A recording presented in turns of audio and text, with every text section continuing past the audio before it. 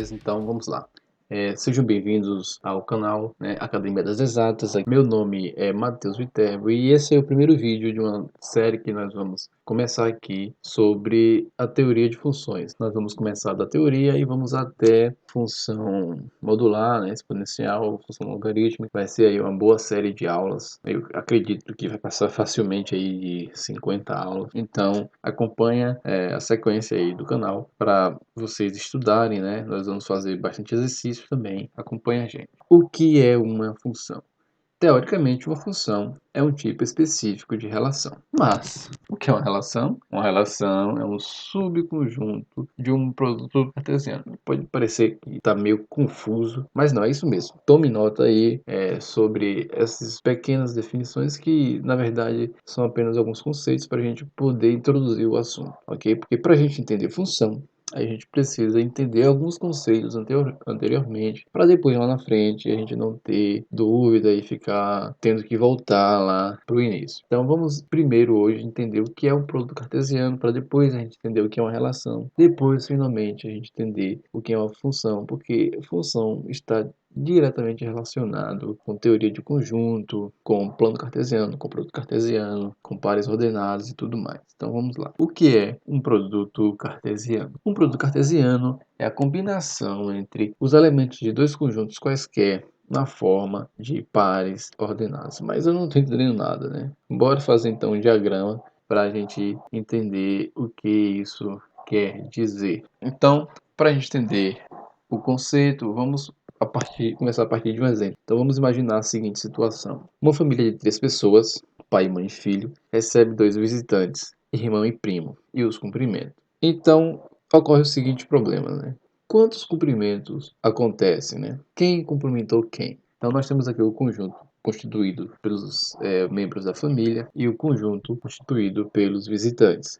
Nós temos aí o pai, a mãe, o filho, o primo e o irmão. Se a gente for analisar quem cumprimentou quem, nós vamos ligar uma setinha de cada elemento para o outro, indicando as possibilidades de cumprimentos.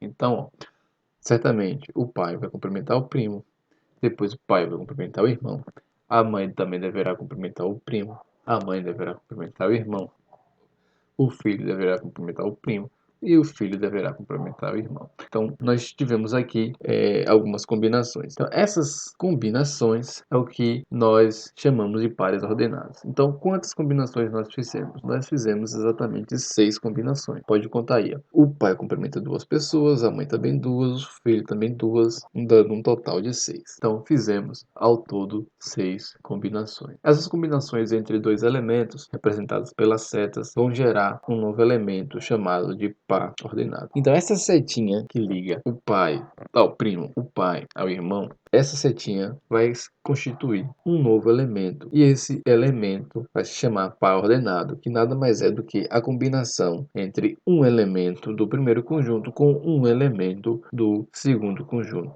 Muito bem. E a reunião de todas essas combinações vai formar um novo conjunto. O conjunto das setas, ou melhor, o conjunto dos pares ordenados. Então, nós juntamos todas as setinhas, ou seja, todas as combinações possíveis, nós damos a origem a um novo conjunto. Que conjunto é esse? É o conjunto produto cartesiano, que vai ser constituído das combinações entre os elementos dos dois conjuntos F e V. Então, como nós escrevemos matematicamente esse tipo de conjunto? Né? Então, eu destaquei aqui em verde a maneira como que esse tipo de conjunto é descrito. O que é que nós temos aqui? Nós temos essa simbologia aqui, que nós chamamos de produto cartesiano. Como é que a gente lê isso daqui?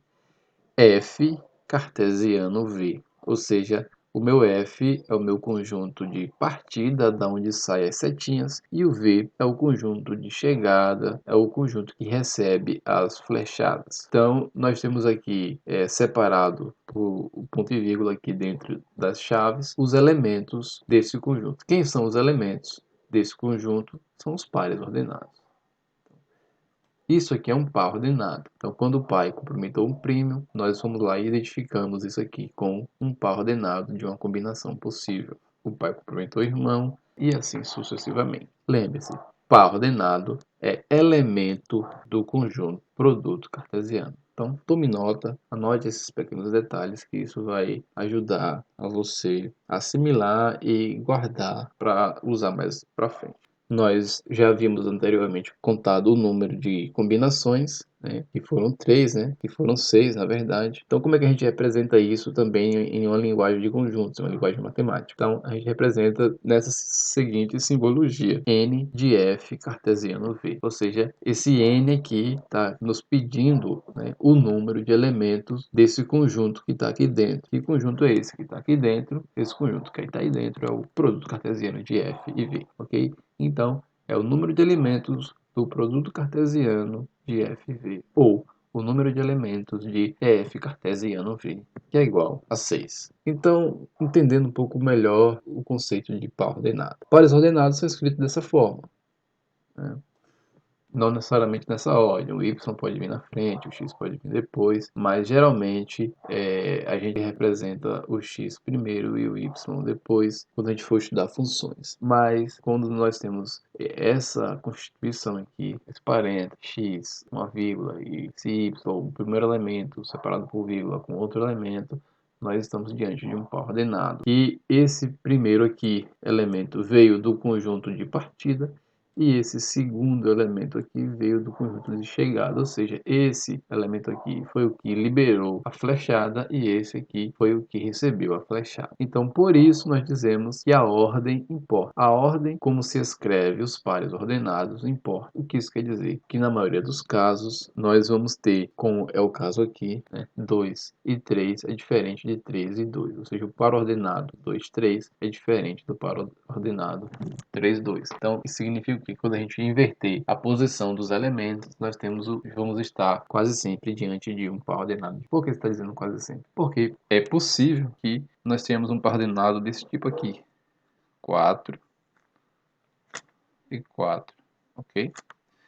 Então, se a gente for inverter eles, nós vamos ter... Bora inverter a posição aqui do 4, né? O 4 que está atrás vem para frente, o 4 que está na frente vem para trás. Nós temos o mesmo par ordenado.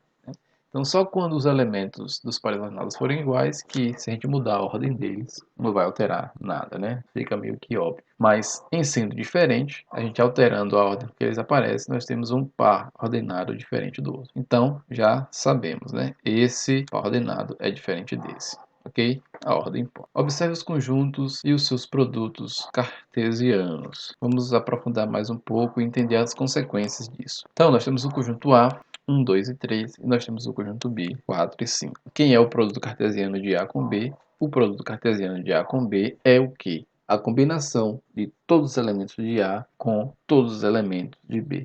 Então, cada elemento de A vai estar conectado a todo elemento de B, ok? Então, ó, o 1 está conectado com 4 e com 5, o 2 também, o 3 da mesma forma. Então, como é que a gente representa matematicamente, né, numa linguagem mais simbólica, esse produto cartesiano dessa forma? A cartesiano B igual 1, 4, 1, 5, 2, 4, 2, 5, 3, 4, 3, 5. Agora, veja a seguinte situação. Imagine que eu inverti a posição. Agora eu tenho o conjunto B na frente, o conjunto A atrás. E as setinhas agora partem do conjunto B e chegam no conjunto A. Como é que vai ficar o nosso produto cartesiano?